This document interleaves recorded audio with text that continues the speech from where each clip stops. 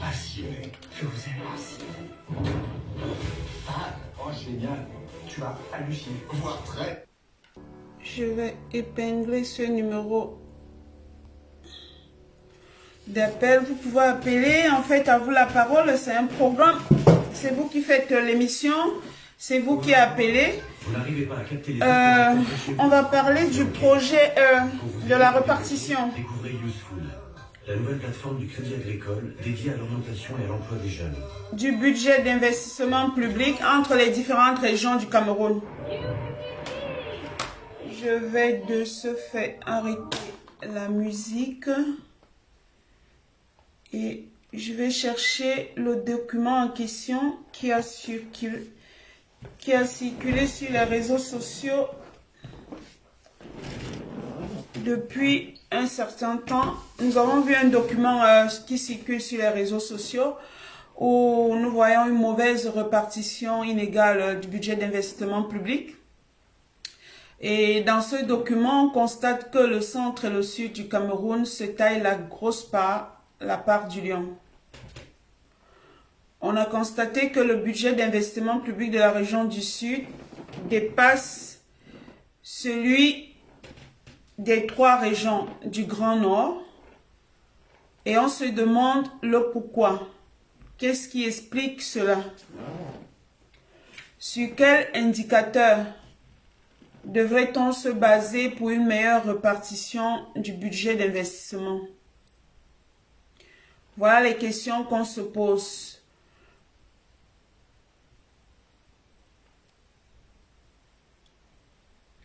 Donc, sur quoi l'État camerounais s'est basé pour attribuer ces sommes aux différentes régions du Cameroun? Nous savons que normalement, la région du littoral est celle qui procure beaucoup plus d'impôts et on ne comprend pas pourquoi le centre et le sud se taillent la part du lion. Est-ce que cette répartition est-elle légitime? Est-ce qu'il ne s'agit pas du tribalisme institutionnalisé? Pour cela, vous pouvez appeler au numéro qui est affiché, 06 35 17 93 45. C'est aussi un numéro WhatsApp. Pour ceux qui ne sont pas en France, vous pouvez taper le 0033 devant. Donc, je vais de ce fait appeler un combattant qui va un peu nous expliquer comment ça se passe pour cette distribution, pour cette répartition du revenu en fonction de certains critères.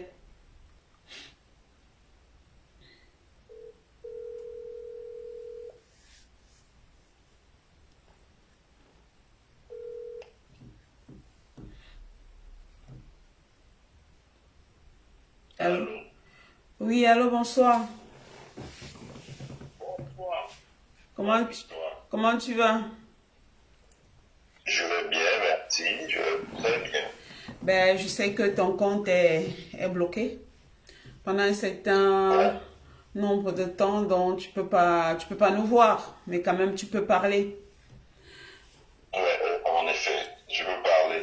Ouais, Je peux donc- même vous voir, mais je ne peux rien publier ni commenter. Ah, d'accord.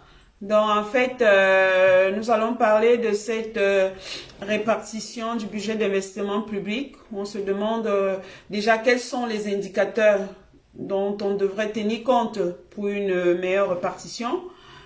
Et est-ce que cette répartition respecte peut-être l'équilibre régional, celle que nous avons vue sur les réseaux sociaux, où le sud et le centre se sont taillés la part du lion? Et qu'est-ce qui se passe, sur quoi ce gouvernement s'est-il basé pour attribuer une grosse somme, une somme aussi importante par rapport aux autres régions? Donc, tu es déjà en direct là, donc je te laisse intervenir. Merci beaucoup. Je te remercie beaucoup de m'avoir convié à échanger et surtout à expliquer, parce que c'est très important pour nous d'expliquer les choses vraiment en langage très facile pour que les Camerounais puissent comprendre et qu'il n'y ait pas la polémique. n'est même pas une décision qui est une décision économique ou qui va dans l'intérêt de l'économie. C'est un budget de mangement. J'explique bien ce que c'est que le budget pour que les Camerounais comprennent. Le budget, c'est un outil de développement économique. L'État a deux outils pour développer l'économie dans un pays. Il a ce qu'on appelle la politique monétaire et il a ce qu'on appelle la politique budgétaire. Quand l'État veut développer l'investissement, il utilise ce qu'on appelle la politique monétaire. Ça veut dire si le loyer de l'argent est très élevé, l'État fait tout pour que le loyer de l'argent baisse. Dans les années 1900, je sais pas, non, les années 2002 au Cameroun, les taux d'intérêt des banques étaient à 15%, aujourd'hui c'est à 8%. Donc, quand le coût de l'argent baisse, les entreprises empruntent pour réaliser des investissements. C'est la politique monétaire.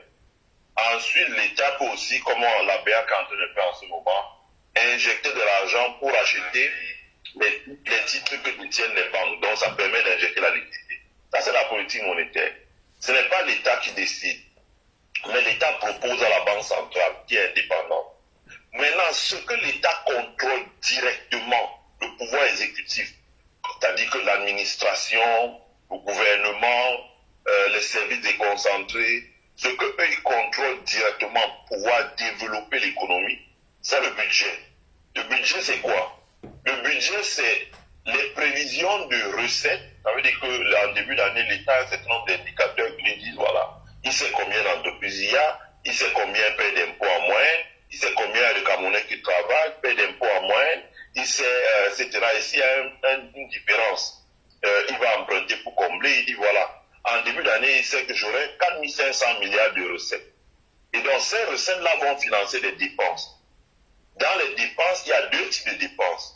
Les dépenses de fonctionnement, ça veut dire les salaires des fonctionnaires, l'électricité, l'eau, le défilé du 20 mai, le champagne de Paul Biya à la présidence, ses voitures, ses voyages à Genève, etc., etc.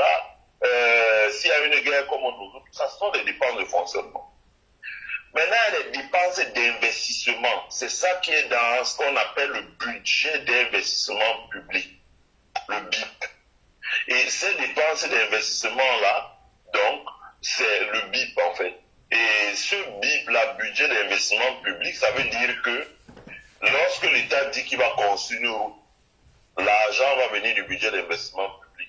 Lorsque l'État dit qu'il va construire une ligne de chemin de fer, lorsque l'État dit qu'il va construire une école, lorsque l'État dit qu'il va construire un hôpital, lorsque l'État dit qu'il va construire un dispensaire, lorsque l'État dit qu'il va construire une nouvelle université, lorsque l'État dit qu'il va construire, il va aménager des routes bitumées en terre, lorsque l'État dit qu'il va moderniser le réseau de distribution d'électricité, lorsque l'État dit qu'il va donner des plans d'adduction d'eau pour que les gens puissent se sentir à l'aise, etc., etc., ce budget-là provient, c'est ce qu'on appelle le budget d'investissement. Ça veut dire que c'est la quantité, comme disent les économistes, mais ça veut, on dit ça la quantité, mais il dit la quantité.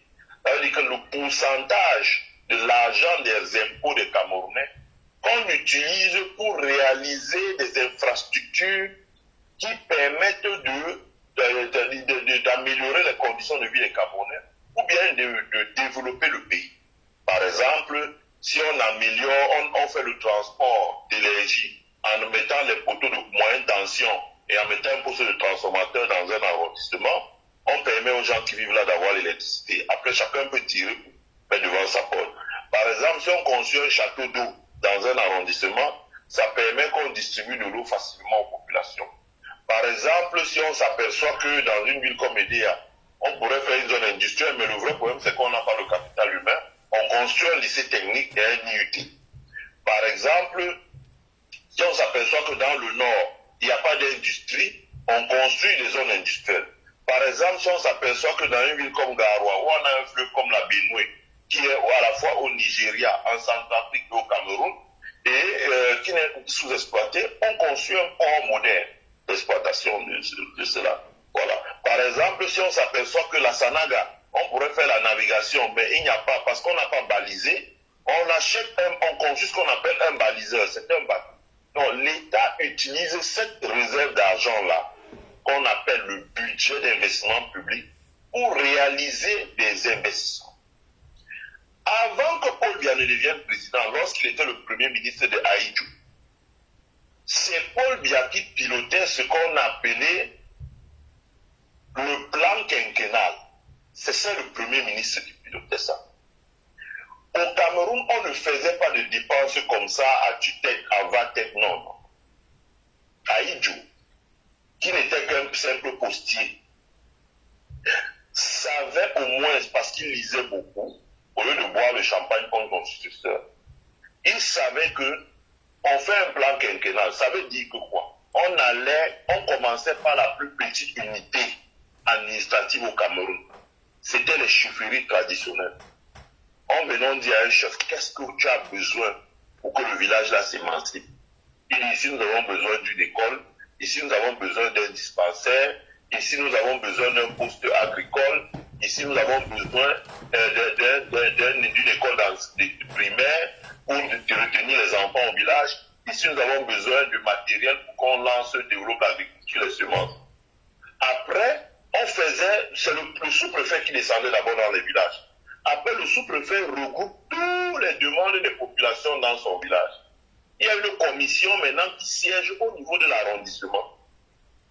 C'était ce qu'on appelait le plan quinquennal, la planification. On s'asseyait maintenant au niveau de l'arrondissement. On dit, bon, l'enveloppe que nous aurons besoin par an, le gouvernement estime que c'est temps. Donc on va procéder aux besoins prioritaires. On va dire, bon, vous voulez un centre de santé à tel endroit, mais il y a un centre de santé à 10 km de vous. Alors que tel autre village, le centre de santé le plus proche est à 50 km. C'est le village dont le centre de santé à 50 km qui sera prioritaire. Donc on faisait un tri et on retenait les projets les plus urgents, les plus vitaux. Et on repartissait de manière que tout le monde soit content. Ça s'appelle un consensus. Et ça, nos sous-préfets savaient déjà faire ça dans notre Cameroun. Nos sous-préfets, moi, ma maîtresse, Madame Azefa, à l'école primaire, son mari était sous-préfet. Ils savaient déjà faire ces choses-là avant que Paul Biya ne soit président au Cameroun. Et c'est lui qui était Premier ministre. Ensuite, quand on faisait le consensus au niveau de l'arrondissement, on allait maintenant au niveau du département. Donc le préfet convoquait maintenant les sous-préfets qui venaient avec tous les projets, avec les chefs traditionnels, les grandes élites du coin, les députés, les membres de l'UNC, etc., les personnes influentes. On s'asseyait maintenant et on discutait encore pour voir au niveau maintenant du département quels sont les projets qu'on retient. Et donc on avait sélectionné en dernière instance au niveau des préfets les projets qui venaient au niveau du département. On les transférait maintenant à la capitale de la province. Ça veut dire chez le gouverneur.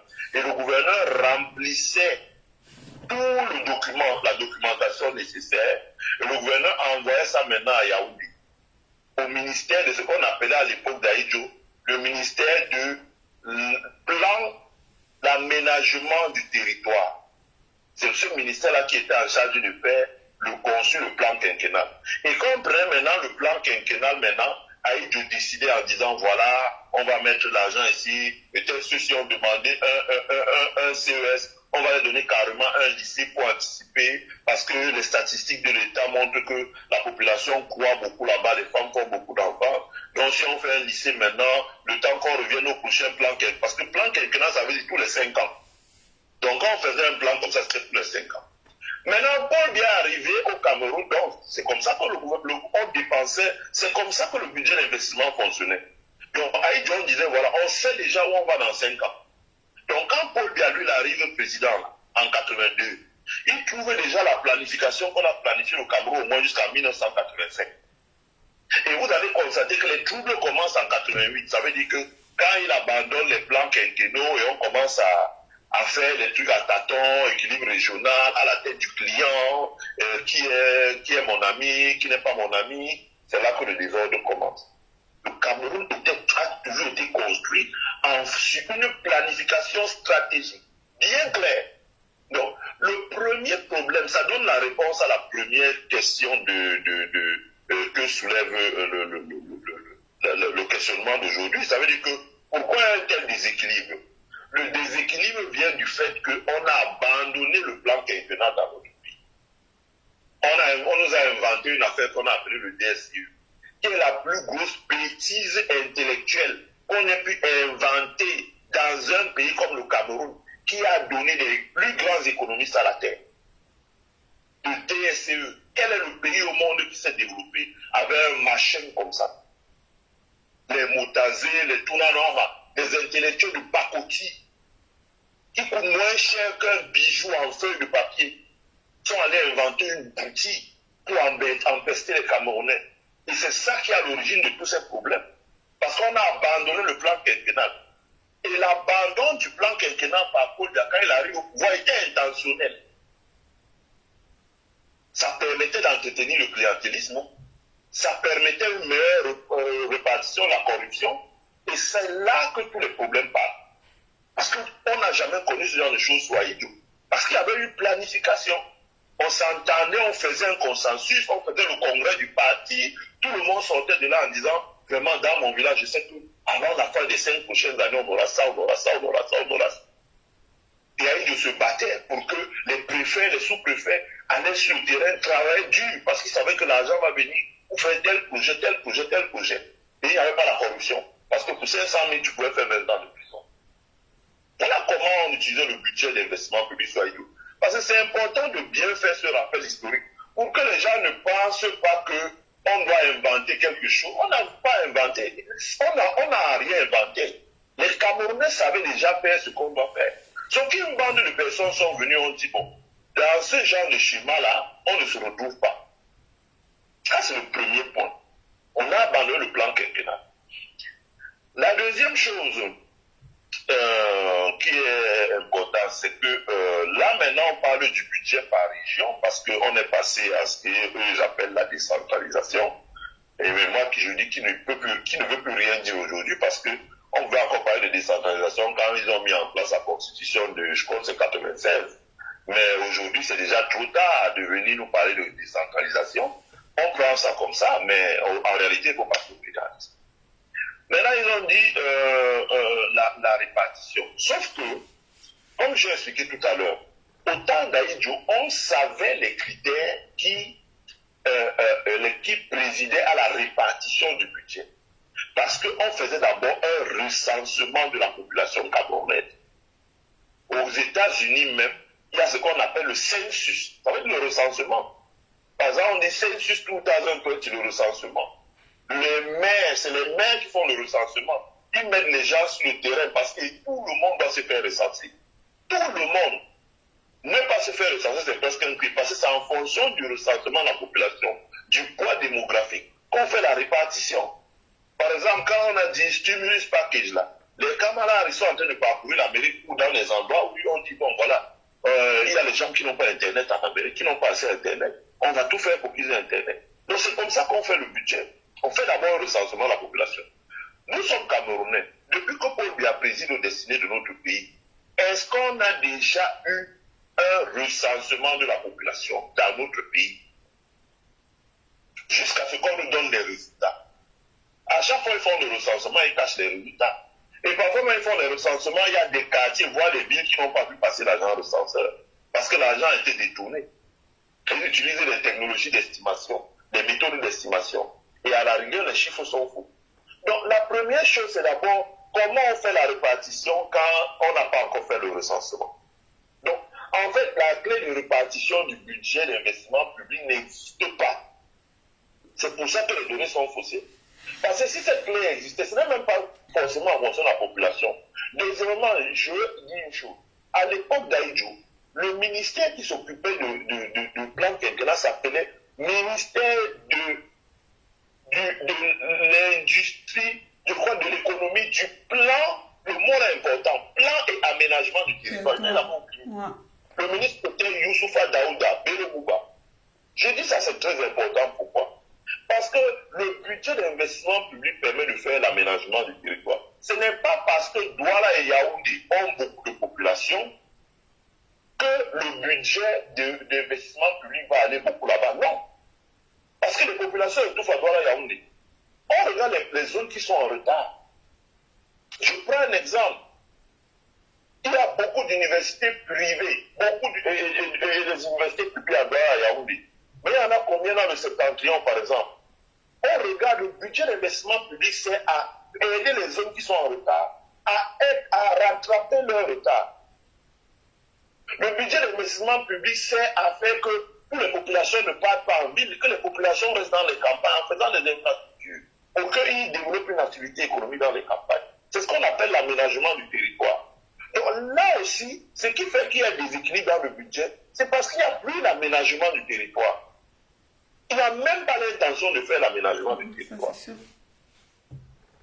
Il n'y a pas l'intention de faire l'aménagement du territoire. Ça veut dire que créer des opportunités un peu partout, hors de Douala et de Yaoundé, créer des opportunités un peu partout hors de Douala et Yaoundé, pour que les Camerounais ne viennent plus s'entasser en ville, pour qu'ils commencent à se déplacer même de la ville pour retourner dans l'arrière-pays. On n'a pas vu ça. On ne voit pas ça. La conséquence de ça maintenant, c'est qu'on assiste à ce qu'on appelle un pilotage à vue. À partir du moment où il n'y a plus l'aménagement du territoire, à partir du moment où il n'y a plus la planification dans les plans quinquennaux, il y a un pilotage à vue. C'est que tout le monde sait que Paul Biya est pratiquement hors d'état de service et que Mbongo se débrouille avec ceux qui peuvent écouter ce qu'il dit. On voit les ministres qui l'envoient pas se balader dans une autre. Le Premier ministre ne peut même plus parler à qui que ce soit. Donc, chacun, c'est le toukou-toukou, comme on dit. C'est-à-dire que chacun se débrouille là-bas dedans. Donc, là, on se débrouille. Et à partir du moment où on se débrouille, chacun se bat, c'est maintenant la règle du plus fort. Ça veut dire que ceux qui ont le pouvoir, sur mon regard, en Cameroun, on sait qui c'est qui ont le pouvoir. C'est la première chose. La deuxième chose, c'est que le budget devient à ce moment un budget de mangement. Ça veut dire que ce n'est pas parce que le littoral produit beaucoup de recettes qu'on va lui donner un budget, par exemple dans la ville de Douala, pour qu'on puisse rendre la ville respirable en termes de logement, en termes de meilleure qualité de route, en termes d'éclairage public, en termes de beaucoup de choses. Maintenant, c'est un budget de mangement. Ça veut dire que si le budget est beaucoup concentré à Yaoundé et au sud, c'est parce que c'est l'élite du centre-sud qui tient les leviers de l'administratif et politique dans le Cameroun. Avec la décentralisation, en se tenant la part du lion pour envoyer dans leur région, ça veut dire qu'il y aura des marchés. Les gouverneurs vont avoir leur part des marchés, les préfets, les élites, chacun a sa société, ils vont avoir les marchés, là même s'ils ne livrent pas, on le paye. C'est ce qui va se passer, c'est ça la réalité. C'est pour ça que c'est ce qui explique cela. C'est ce qui explique ce déséquilibre. Ça veut dire qu'à partir du moment où on met dans le sud, et comme à la fin, on ne fait jamais une évaluation du budget. Ça veut dire que le gouverneur va être chargé d'écrire n'importe quoi sur le papier. Il va écrire études de quoi. On va mettre ça à 1,8 milliard, construction d'un dispensaire à Mingan. On va mettre ça à 2 milliards. Il n'y aura rien de construit. Mais il y aura quelqu'un qui aura gagné le marché, on aura payé sa facture. Et donc c'est comme ça que les gens, parce que les gars savent qu'aujourd'hui, quand on dit de la décentralisation et qu'il y a un exécutif au niveau des régions, et quand on dit qu'il faut décentraliser les budgets, les dépenses budgétaires, ce sera difficile maintenant de quitter à Yaoundé pour aller gagner un marché fictif dans l'Adamawa. Les gens d'Adamawa ne vont pas accepter ça. Donc ce qu'on fait maintenant, c'est qu'on concentre le budget dans son village, dans sa région d'origine, dans son truc d'origine. C'est ce qui fait que le budget va au sud. C'est-à-dire que, moi j'ai regardé les chiffres que vous avez publiés, je les ai ici là. Le sud a 195 milliards, alors que l'extrême nord n'a que 86 milliards, le littoral a 63 milliards.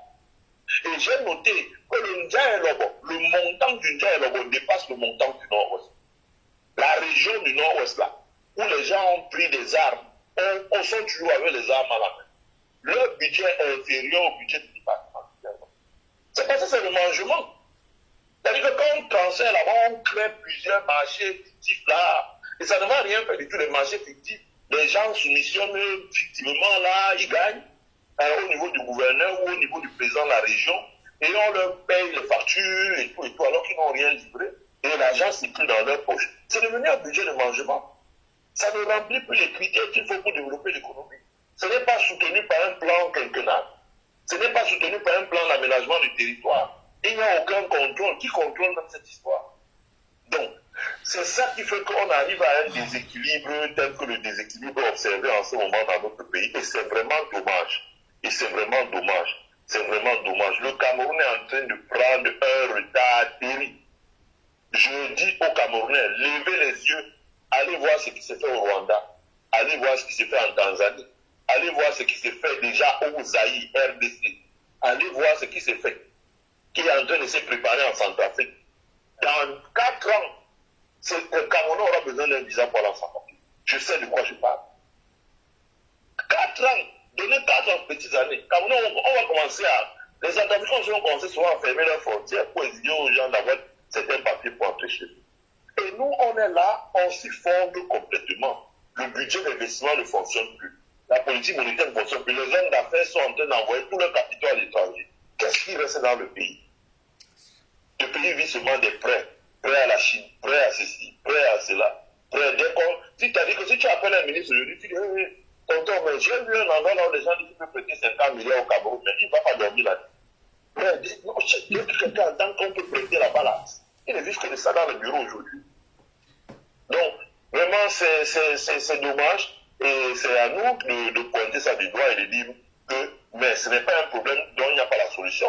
La solution, c'est de revenir à un plan quinquennal. La solution, c'est de ramener notre pays sur le terrain de l'aménagement du territoire. La solution, c'est de mettre en place le fédéralisme. Le fédéralisme est indispensable. On ne pourra rien faire dans notre pays sans le fédéralisme. Parce que dans un système fédéral, je vous explique comment c'est pas. Surtout dans un système comme en Allemagne, ou bien au Canada, etc. Les impôts sont produits sur la base de la performance de chaque région. Et il y a un pourcentage arrêté par la loi fédérale qui reste dans la région.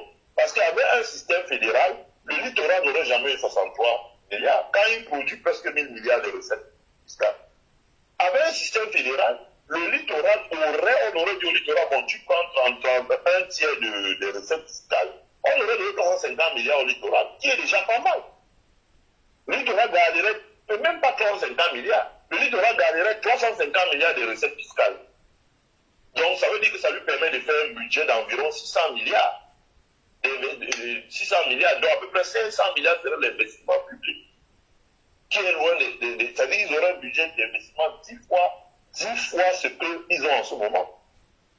Et maintenant, l'autre partie serait transférée, notre tiers serait transféré aux collectivités locales, ça veut dire les villes, les communes. Douala, Tédéa, Yabassi, Mbanga, Djombe, Pendian, Konsamba, Opungo, etc., etc., Yingi. Ces villes-là maintenant auraient de l'argent, un tiers des recettes. Et c'est l'autre tiers qui est transféré à l'État central. L'État central paye ça pour payer les fonctionnaires qui travaillent pour l'administration centrale. Et l'autre, maintenant, prend ça pour faire ce qu'on appelle une péréquation. Ça veut dire que si par exemple l'État s'aperçoit que, bon, la SCDP a les infrastructures à Douala pour stocker le carburant, le gaz, etc., puis les hydrocarbures distribués, mais la SCB n'a pas du tout d'infrastructures à l'Est, et la région de l'Est a un budget modeste qui lui permet de ne pas sortir 200 milliards pour construire un centre de stockage. L'État prend 200 milliards pour aider la région de l'Est, parce que c'est toujours le Cameroun. Il dit, bon, nous décidons, on vote au Congrès que nous allons donner 200 milliards à la région de l'Est pour qu'elle puisse construire ses infrastructures. Et on lui donne les 200 milliards. Mais c'est pas que comme on l'a maintenant, là, c'est un budget de mangement. Il n'y a aucune logique économique, aucun calcul économique, aucune planification, aucun aménagement du territoire, aucune discussion avec les élus locaux, les conseillers municipaux, les députés, les élites locales, même les élites du RDPC qui soutiennent Paul Biya sur les plateaux là. On décide à la présidence, le secrétaire général s'assoit là, et il décide avec le ministre des Finances et quelques visiteurs du soir du président, et puis on dit bon, nous avons assez pour manger. Et il y a une autre chose, c'est que ce genre de budget cache un détournement massif d'argent, comme on voit, pour préparer le gré à gré aussi. Ça, il faut le dire. On a vu ça au Tchad. Parce que si tu te lèves là, tu fais une page, tu commences à payer les enfants de débit aujourd'hui, on va t'envoyer 1 milliard de fois. On distribue. Quand on ne peut pas distribuer autant d'argent partout dans le monde, c'est parce que c'est de l'argent qu'on avait volé depuis et qu'on avait gardé en se disant que bon, le mois est venu. Même si on dépense 1000 milliards pour qu'on se maintienne au pouvoir, on va dépenser ça. On distribue à la presse internationale, on distribue aux ONG, on distribue à gauche. Si tu interviews Madame Hissène Habré, on t'appelle, on dit voilà, tu veux combien? 200 millions, on envoie pour toi que tu te taises. Donc vraiment, c'est un budget de mangement, c'est tout. Donc en fait, et pourquoi seulement cette région du centre et du sud? Cela veut dire que parce que le président est de cette région, il faut que ce soit eux qui sont toujours en train de manger. En fait, c'est ça en fait. C'est dirigé par, c'est-à-dire que si Maman Souda vient gagner un marché de 3 milliards à Yaoundé, on ne va pas parler fort. Mais si Maman Souda, lui, c'est qu'aujourd'hui, avec la décentralisation et le conseil régional qui est là, il n'aura jamais gagné un marché de 3 milliards à Yabassi dans le littoral. Et c'est que les gens vont crier au scandale en disant, mais attendez. Donc, du coup, les gars se disent, comme on ne peut pas faire le mangement un peu partout, on va concentrer l'argent dans les endroits que nous contrôlons, ou sociologiquement nous contrôlons. Ou si quelqu'un parle, on dit que c'est notre village. Et comme ça, c'est nous qui sommes là, c'est nous qui sommes constituants l'exécutif, on va manger. On se passe les marchés et on mange. Et ces villages sont toujours enclavés. Le centre, le sud, cette zone est toujours enclavée. Là, c'est enclavé. Ils font quoi? Donc, ils ne pensent même pas à leur population, en quelque sorte. Parce que ce sont des marchés fictifs. C'est ce que je dis. Ce sont des marchés fictifs. Moi, je connais des exemples, mais je ne veux pas donner là pour ne pas ouvrir la polémique. Ce sont des marchés fictifs. C'est-à-dire que tu es un ministre à Yaoundé, on te donne un marché de réfection d'une route, on te signe un marché de 3 milliards. Tu vas prendre un Caterpillar de 50 millions en France, tu amènes le Caterpillar, passe un an à monter, descendre, ça gratte, ça peut gratter, après tu abandonnes le Caterpillar là, tu as dépassé 100 millions, tu tends ta main, on te donne 3 milliards, et tu repartis avec les autres, tu donnes un peu pour tout le monde. C'est comme ça que l'argent coule dans les poches des gens, peuvent construire des immeubles, peuvent voyager avec les petits, pour aller à l'étranger, ils peuvent, dès que ça dans le fait mal, il va en France pour des choses comme ça. C'est pas le salaire, ouais. Même besoin de mangement. C'est pour ça que quand on parle d'alternance au Cameroun, certaines personnes transisent qu'à la sueur remplit le baignoire. Parce qu'ils se disent que bon, s'il y a alternance, on va encore manger comment? On pourra manger encore comment? Dans cette histoire-là, il faut arrêter ça. Les gens de Kamtola, aller là-bas, on ne veut pas l'alternance. Est-ce qu'ils pourront laisser ça? Est-ce que on voit déjà que Franck Biya, on parle de plus en plus de Franck Biya, donc cela veut dire que le Cameroun va toujours descendre en enfer là? Non, ça dépend de la détermination des Camerounais. Les Camerounais n'ont pas encore dit leur dernier mot. Vous savez, je dis souvent aux Camerounais, faites attention, parce que je ne sais pas si c'est le marabout de Paul Biya lui avait dit de 2000 combien à, je sais pas moi, de 1900, après les villes mondes là, lui avait dit que non, le Cameroun s'est déjà endormi jusqu'à 8 heures, quand ils peuvent plus se réveiller. Mais on a vu quand il y a eu les mouvements de 2018 là, vous avez vu le soulèvement seulement dans la diaspora, comment ça a fait très mal au système en place, qui pouvait même imaginer que les Camerounais pouvaient se soulever comme ça. Donc, il faut faire attention. Rien n'est dit. Même au Tchad, hein, je dis que même au Tchad, par exemple, rien n'est joué. Attendons de voir si le fils d'Ebi essaie d'enlever son treillis militaire pour mettre un costume civil. Vous allez voir comment ça va se passer. Donc, ceux qui rêvent d'une alternance gré à gré au Cameroun, là, je pense que Benjamin Zébazé a commis un article où il a détaillé assez bien pourquoi le gré à gré ne peut pas fonctionner au Cameroun. Et je pense que beaucoup de personnes l'ont lu.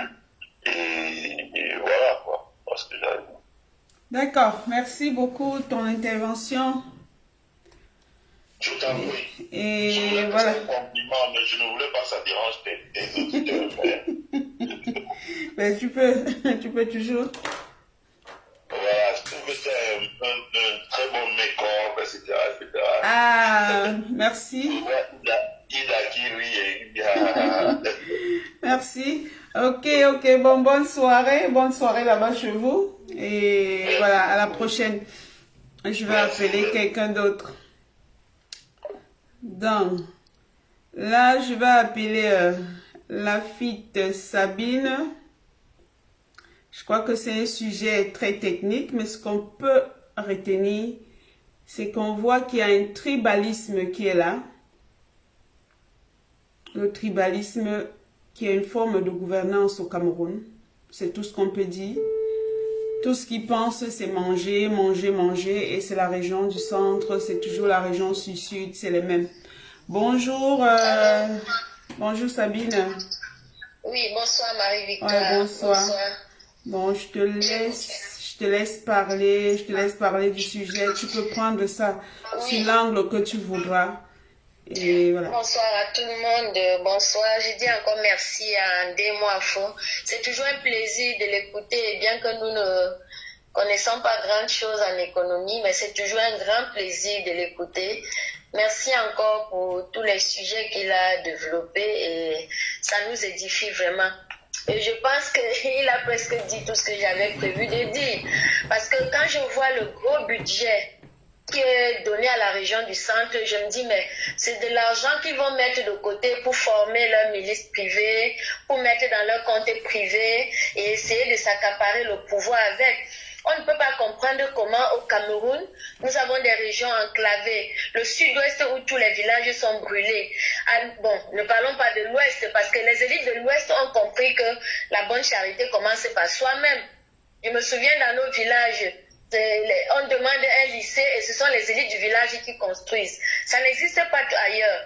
Le Grand Nord est fortement enclavé. Le Grand Nord a une grosse population. Il n'y a pas d'eau à boire. Nous avons vu l'état des écoles et des hôpitaux. Comment se fait-il que le Grand Nord n'a pas eu le gros du budget au Cameroun aujourd'hui? Voilà la guerre qu'ils ont enclenchée dans le Nozo. Les villages sont détruits dans le Nozo, les populations sont dispersées partout. Pourquoi est-ce qu'ils ne mettent pas un budget pour construire les écoles au Nozo ou bien même essayer de dire que ok, la guerre est finie, on va reconstruire. C'est-à-dire que ce gouvernement marche sur la tête. On ne comprend pas. C'est-à-dire, ils ont enfoncé notre pays à un niveau et c'est du vol organisé tout ça. Les villages dans le centre-sud sont les plus, comment dirais-je, les villages du centre-sud sont les plus enclavés du Cameroun. Nous avons vu les écoles du centre. Mais ils prennent le plus gros du budget. C'est pour faire quoi? Tout ça, c'est seulement, ils vont se faire délivrer des budgets et ça va changer de compte pour aller dans leur compte privé. En fait, comme Demoifo disait tout à l'heure, c'est de l'argent qu'ils mettent de côté pour organiser le mangement. C'est-à-dire qu'ils vont s'offrir des marchés fictifs. Chacun va signer son marché et venir prendre, même s'il ne livre jamais le marché, personne ne sera là pour lui faire la remarque. C'est-à-dire que nous avons vu aux législatives, bien que c'était une grosse mascarade, ils ont quand même distribué quelques sièges à quelques partis politiques. On arrive au régional, c'est le RDPC qui est président dans toutes les régions. Vous comprenez que partout où il y a quelque chose à manger, les membres du RDPC ne veulent pas rester à côté. Ils sont tous présidents des régions aujourd'hui. Même les petits budgets qu'on alloue à l'ouest, au centre et console, c'est encore eux qui vont détourner ça là-bas. C'est-à-dire que les responsables, les présidents régionaux qui sont membres du RDPC, c'est encore entre eux qui vont organiser le détournement de cet argent-là. Nous ne comprenons pas ce qui se passe dans notre pays. Rien n'est organisé. Rien ne fonctionne comme il se doit. Nous avons vu dans les hôpitaux au Cameroun, on n'a pas de couveuse. Il n'y a pas d'hôpitaux dignes de ce nom dans certaines régions du Cameroun. Mais le centre où, je peux dire qu'il y a une surpopulation, pourquoi ils concentrent le budget là-bas? Pourquoi ne pas investir dans les villages pour pousser les personnes à se détacher des grandes villes pour aller vivre dans les villages? Mais s'il n'y a pas de moyens de vivre là-bas, comment est-ce que les gens vont faire? Il n'y a aucune prévision pour l'avenir au Cameroun. Ce gouvernement, tout ce qu'ils savent faire, c'est dépenser de l'argent. Ils dépensent, ils ne pensent pas, ils dépensent. Dès qu'il y a de l'argent, parfois on a même dit qu'il y avait de l'argent qui chômait dans les caisses là-bas, on ne savait pas quoi faire avec. Parce qu'ils n'ont pas trouvé les moyens d'organiser un hold-up, parce qu'ils font le hold-up de la fortune tout le temps. Tu comprends? Oui, je te comprends. L'équilibre régional même, l'équilibre régional même qu'ils ont mis là, c'est une forme de tribalisme. Nous nous sommes rendus compte que quand tu pars de Douala pour aller à l'ouest, tu traverses au moins 3 pays ou 4 sur la route. De Yaoundé, c'est pareil. Mais dans le sens, dans le parti de Yaoundé vers les autres villes, il n'y a pas autant de péages. Donc en fait, ce gouvernement s'organise pour saigner certaines régions, concentrer l'argent dans le centre et sud pour le voler. Pour le voler. Excuse-moi ce que je vais dire, il n'y a qu'à voir les gros détourneurs de fonds qui sont en Kondengui aujourd'hui. Il n'y a qu'à voir d'où est-ce qu'ils viennent. Pourquoi ils mettent tout cet argent, concentrent tout cet argent dans la région du centre? Parce qu'eux, ils sont là-bas, c'est eux les fonctionnaires, ce sont eux qui sont à la tête du gouvernement, ce sont eux qui font ce qu'ils veulent avec la fortune du pays. Mais les régions qui payent le plus d'impôts sont les plus lésées aujourd'hui. C'est pour ça, moi personnellement, je préfère que nous ayons même un fédéralisme à 10 régions. C'est-à-dire que chaque région se bat pour son développement et participe à la vie de l'État central. Parce que cette vie, ça y est, on ne comprend plus où va notre pays aujourd'hui, où va le Cameroun aujourd'hui. Des personnes qui sont kleptomanes, c'est-à-dire que c'est dans leur sang. Ils ne savent plus quoi faire, mais ils sont sûrs d'une chose, c'est qu'il faut voler. Il faut toujours voler, détourner. À quoi leur sert cet argent? À quoi leur sert cet argent? Quand on a vu chez Ngongo, son parking, mais ça faisait rêver. La dernière fois, j'ai vu le maire de, je ne sais pas si c'est Yaoundé 5 ou Yaoundé 1er, qui vantait une voiture qui coûte dans les centaines de combien de millions. Un maire qui met une voiture qui coûte des centaines de milliers de millions. Alors que si tu rentres dans sa circonscription, il y a des écoles qui ne sont... c'est-à-dire qu'on les appelle écoles, mais ce sont des cabanes en bois. Comment ça se fait qu'un maire peut s'offrir une grosse cylindrée si chère, alors que dans sa ville, on souffre? Au Cameroun, le déséquilibre est à un niveau que, je ne sais pas, vraiment, la situation de notre pays, ça donne envie de pleurer. Ça donne envie de pleurer. Et c'est d'autant plus déplorable que dans le centre-sud, ce sont les zones les plus enclavées. Ce sont les villages les plus enclavés. Ils n'ont pas d'école, ils n'ont pas d'hôpitaux.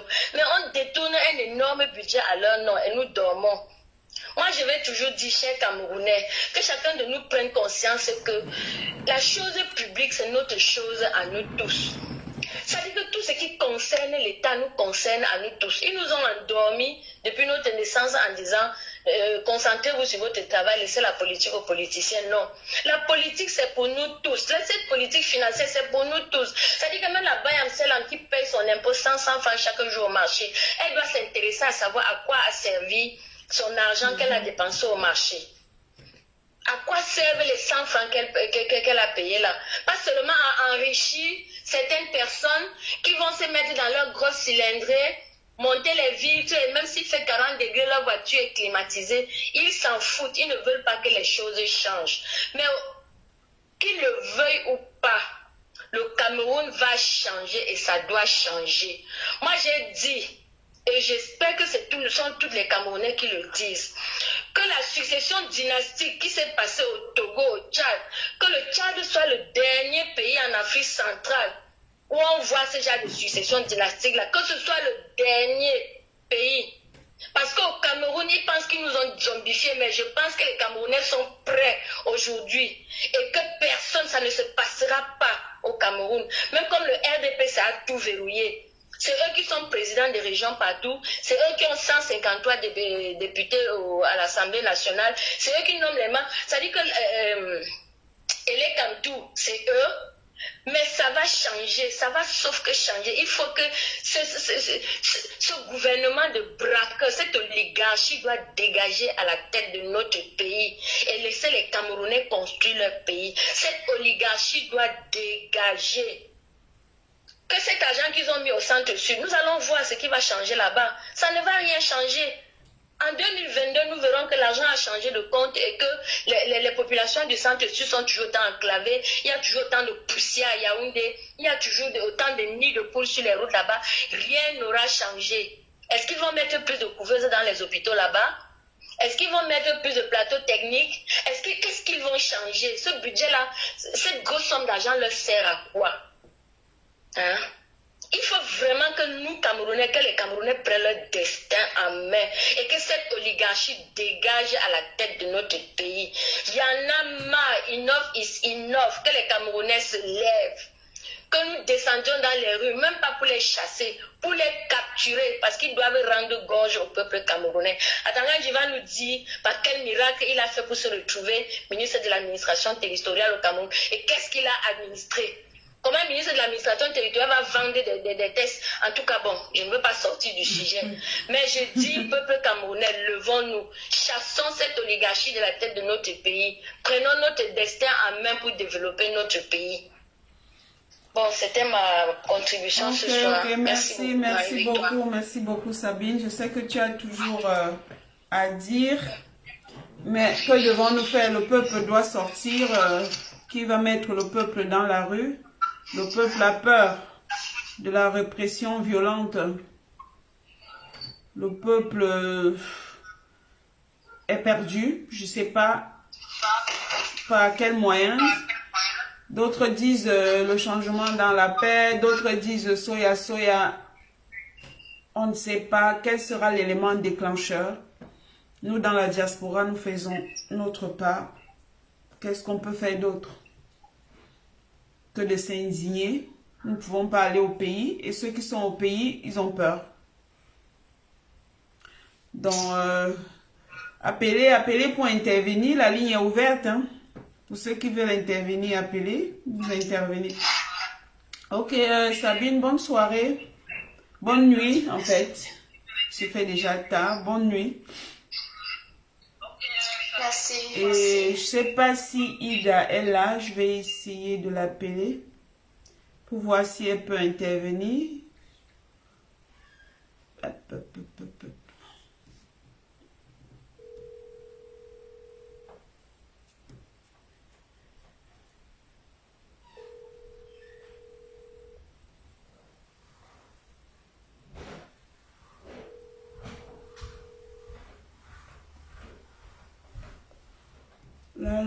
Bonsoir. Je crois que Ida est occupée. Donc, de plus en plus, ce gouvernement nous nargue. C'est devant nous qu'on vole notre argent. C'est devant nous qu'on dépense. Qu'est-ce que nous avons à faire? Nous devons résister. Les Camerounais ne sont plus aveugles. Ce gouvernement a institué le tribalisme comme une forme de gouvernance.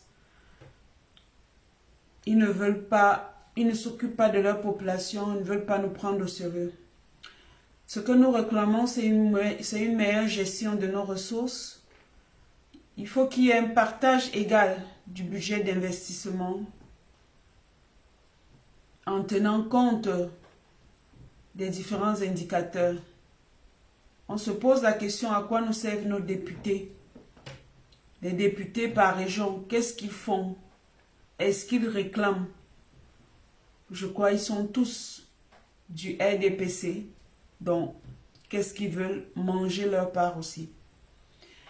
Comme a dit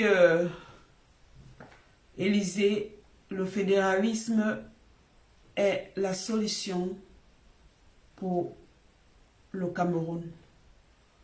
Donc, sur ce, merci à vous qui êtes connectés. Nous allons devoir arrêter ce direct. Pour ceux qui disent alternance dans la paix, c'est une bonne chose. Pour ceux qui disent insurrection pacifique, c'en est une autre. 1 plus 1 plus 1 font 3. Je crois que l'ensemble de ces solutions permettra à ce que le Cameroun change. Donc, merci à vous qui vous êtes connectés ce soir sur À vous la parole. Et on se retrouve dans 2 semaines. Bonne soirée à vous. Je vais mettre... je suis un peu fatiguée, mais je vais mettre la musique. Et on va se dire au revoir.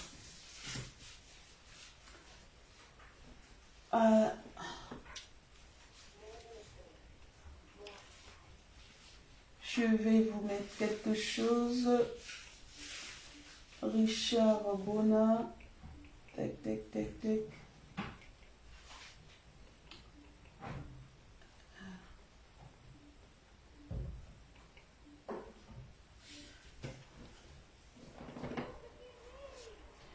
Tout ce que nous on peut faire ici, c'est mettre la pression sur les institutions internationales pour qu'ils n'accordent plus de profit de crédit à ce gouvernement.